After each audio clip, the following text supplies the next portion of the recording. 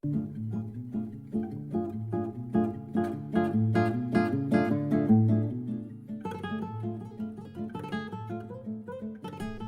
and welcome to 5 Minutes with Sean, maybe 10.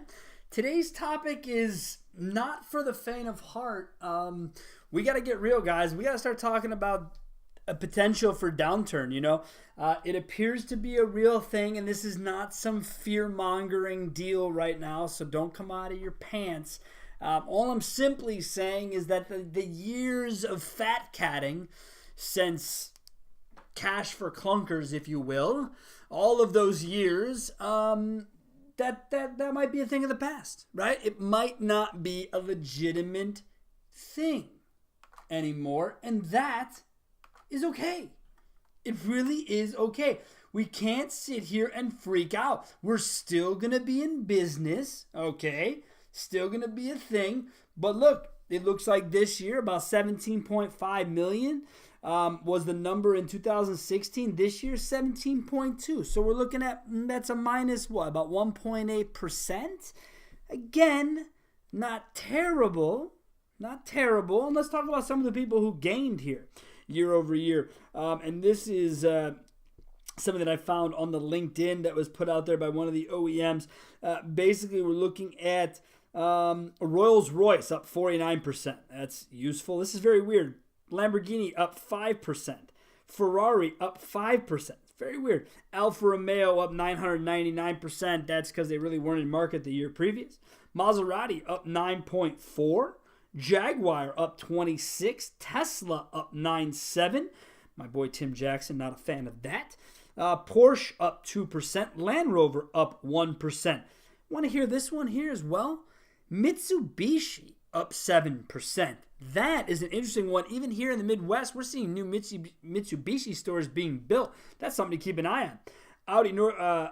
Audi of America up 7.8%. Volkswagen up 5.2%. Subaru 5.3%. And that's going to be about it for the guys who are up, with Honda basically breaking even. Nissan North America up 1.9%. Again, according to this. Now, if you go and read folks like J.D. Power, and I have done that, a couple highlights from the article that I read here. This was back from, let's see, this looks like it was published in December. End of December here by the Media Relations Department of J.D. Power. And Jeff Schuster, Senior Vice President of Forecasting, basically as 2017 comes to a close, the pullback from 2016 level is setting in about 300,000 less units, which is fine. However, SUV demand has been robust and is expected to finish up 5% from 16 with a market share of 43% of total light vehicle sales. The SUV reign will continue for the foreseeable future. So this brings me to an interesting point. If that is the case, how is your inventory set up? A couple weekends ago, we were up in our company retreat up in the UP of Michigan doing some snowmobiling, and we drove past 3 Chevy dealerships, 2 Ford dealerships, who by our count, we were driving by at 70 plus miles an hour, were carrying less than 1 to every 5 trucks in inventory. Clearly, they know their market. Do you? If what J.D. Power says comes true, will that happen? And bigger to this point, later on in the article, we hear this. The LMCS's forecast for 2017 total light vehicle sales is holding at 17.2, clearly done before the end of the year. A decrease of 1.9 from 2016. We actually only ended up at a decrease of 1.8. So a little bit off of what they thought here. This is what I need you to listen to. Pay very close attention to the next line. Looking forward to 2018, total light vehicle sale forecast remains at just under 17 million units. That is a forecast decline of 1.2%.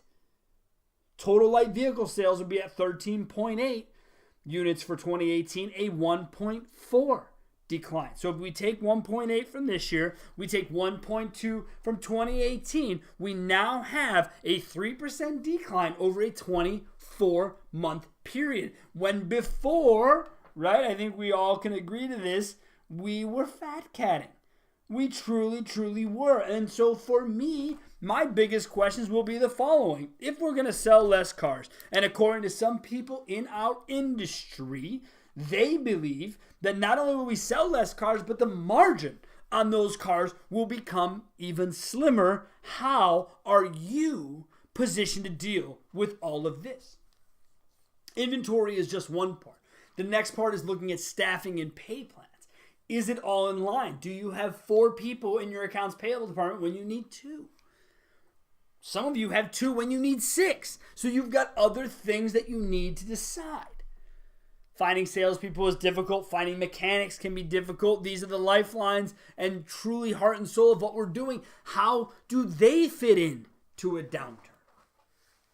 And again, the downturn, even if it downturns by what we're saying, we're still hovering around 17 million.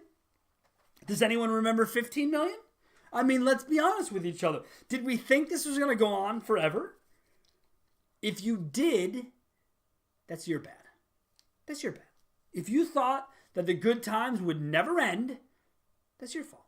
You need to know that they will end, and at this point have ended. Now, this, as I said to begin this whole thing, this is not some dire strait. I am not here to scare you. I am here to simply get you to wake up and take a look around at your landscape, because it has changed. That is a fact. Now, the inventory level piece, the last thing I'll say there is there are some in the industry who believe our OEMs are strictly responsible for this because they are still overproducing, which will then lead to the slower margins or lower margins. That's interesting. Some people believe that the OEM is responsible. Now, being that they're wholesalers, they probably couldn't care less. But if their cars sat around and were, collecting dust on their lots, not ours, would they care then? Maybe. Something to think about. And lastly, and most importantly to me, because it's what I do for a living every single day of my life, is have a close look at everything you spend on marketing. Every single dollar. If any of you listening, and I almost don't care if you're not in New York, LA, or Chicago, this statement applies to you. If you are currently spending $10,000 or more on paid search, you are wasting money. Well, but Sean, you don't know what I'm spending on. I don't care. You are wasting money. And you're afraid to cut it. The reality is you don't even know what you're afraid of. Because you probably don't know enough about the data or even have the right assets in place to know about the data to be scared of anything. I'm scared of shots. You know when I get scared of shots? When I'm staring at a needle. I get scared before that because I don't know nothing about it. But when I'm standing there, I'm scared of it. And that is what I need you to be scared of. I need you to be scared right now of your digital marketing budgets. I need you to be scared about how much money you're going to spend in 2018 and how much of it you can truly account for. I'm not asking you to account for it by selling cars. Don't give me that. I'm asking you to account for it by dollars spent, traffic to your sites, people to your showroom. Stop the conversation right there. And if you don't have those answers, get them before this downturn gets worse, because inevitably 2019 will then again be yet another clip down. And we're 3% in 24 months. If current trends continue, we'll be 4.5% over 3 years and 6% in the next 4. Not fear, preparation is what I'm talking to you about today. So that is what I have for you. Now, this has got to be one you guys want to have feedback on, and I want to hear it. So you can call and text me directly, 262-278-0157. And yes, you will reach me, Sean Welsh, directly.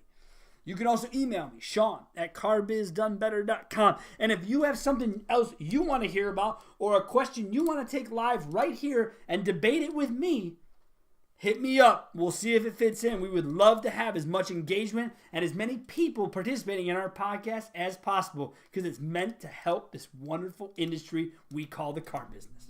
Thanks a lot and have a great day.